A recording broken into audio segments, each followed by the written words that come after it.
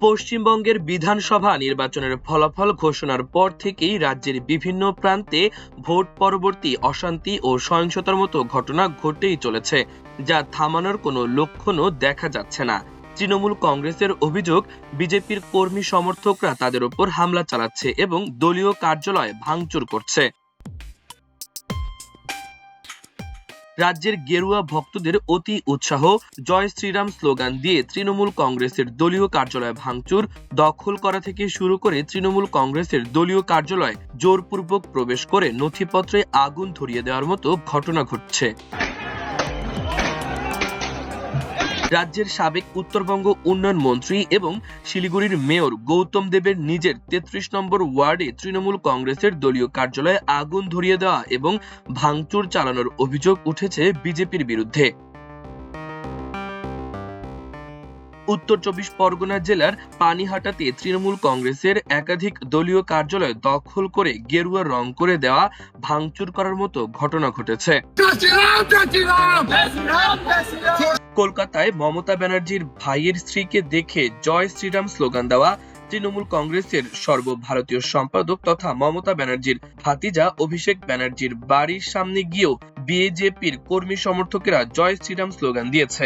কলকাতার কসবায় দলীয় কার্যালয়ে ঢুকে ভাঙচুর করার অভিযোগ উঠেছে বিজেপির বিরুদ্ধে। পশ্চিমবঙ্গের প্রায় সব জেলাতেই ভোট পরবর্তী সহিংসতার ঘটনা ঘটেছে। যদিও রাজ্য পুলিশের সঙ্গে কেন্দ্রীয় বাহিনীর সদস্যরা মিলে কড়া হাতে অশান্তি থামানোর চেষ্টা করছেন, বিজেপির বিরুদ্ধে রাজ্য জুড়ে হামলা, অশান্তি পাকানোর অভিযোগ নিয়ে পাল্টাপাল্টি বক্তব্য রেখেছেন মমতা ব্যানার্জি ও বিজেপির রাজ্য সভাপতি শ্রমিক ভট্টাচার্য।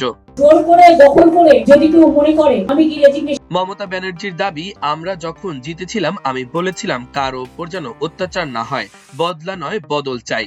আমরা সিপিএম এর একটা পার্টি অফিসে হাত দেইনি, অত্যাচার করিনি। আমি রবীন্দ্রসঙ্গীত এবং নজরুল গীতি গাইতে দিয়েছিলাম। আর বিজেপি ভোটে জয়ের পর থেকেই অত্যাচার শুরু করেছে, জোর করে দখল করছে, আপনারা দেখেছেন ভোট লুট করেছে।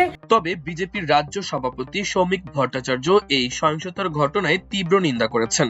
অভিযুক্তদের বিরুদ্ধে কঠোর বার্তা দিয়ে তিনি বলেন, কেউ বিজেপির পতাকা হাতে নিয়ে মুখ্যমন্ত্রীর বাড়ির সামনে অসভ্যতামি করে বা কর্জত ভাষা ব্যবহার করে অথবা দলীয় কার্যালয় ভাঙচুর বা কেউ টোটো অটো ইউনিয়ন থেকে অর্থ আদায় করে বা এ ধরনের কাজে যুক্ত থাকে, তাহলে তাদের বেয়াত করা হবে না।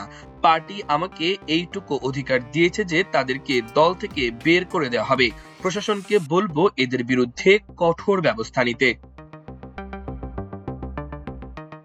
মাল্টিমিডিয়া ডেস্ক, আমার দেশ।